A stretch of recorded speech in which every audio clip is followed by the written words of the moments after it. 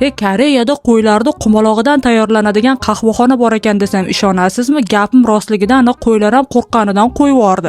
Biz ham qo'ydek marketing qurboni bo'lib shu kafega kelib qopmiz. Kelishimiz bilan eshikda oldi ikkita qo'y kutib olsa bo'ladimi? Bu yerda axranalariga qarab senlar nimjon ekansan, pichoqqa ilinmaysan. Agar o'zimizda Surxondaryoni tog'laridan jaydari qo'chqorlarni olib kelib senlar bilan chatishtirsa, normal axrana chiqadi deb. Xullas restoranga kirib qarasam, qo'y bozor bo'lib yotibdi. O'zbekistonda qo'ylarni qo'yxonada bog'lab qo'yishsa, Koreyada qo'ylarni shunaqa rasm qilib osib qo'yishadi. Ana qo'ylarning qadri qanaqa baland bu yerda. Bu yerda o'zimcha Amerikani kofe ichib, bahramand bo'lib, voy mana shu shirinlik ajoyibmikan, ustidagi qora dumalog'i nima ekan deb o'ylanib tursam, bir payt qarasam, hamma videoga olish bilan band. Nima bo'lyapti deb qarasam, qo'ylar turib ko'rsatyapti. Voy, buncha shirin qo'yvachchasan, tu desam, yuzini teskari qarab burib ketyapti. Qo'yni qanday chaqirardi, bilganlar kommentga yozib ketinglar. Bir payt qarasam, mana qo'y menga buqa qarash qilyapti. Nima enaqa qaryapsan desam, ustingdagi kiyimga meni bobomni qurbonlik qilib terisidan qilib berishgan desa bo'ladimi? Ha, endi ayb menda emas, zavodida shunaqa chiqqan, men sotib olganman dedim. To'g'risi bu qo'ylarga rahmim keldi. G'ajishga hattoki o'tam yo'q. Taxtani g'ajib yotibdi. Keyin mamlaqa qilib qumolog'ini qo'yib yorib yotibdi. Shu joyda bir narsa esimga tushdi.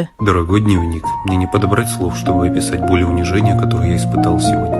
Ha, mayli, qo'ydiki halol, yomon xayolga bormaymiz, gumon iymonni sindiradi. Bu opayam bekorga tozalab yurgan yo'q shekilli yoki shuncha odam qo'y bo'lib shu yerga kelgani yo'q shekilli. Sog' bo'lasizlar.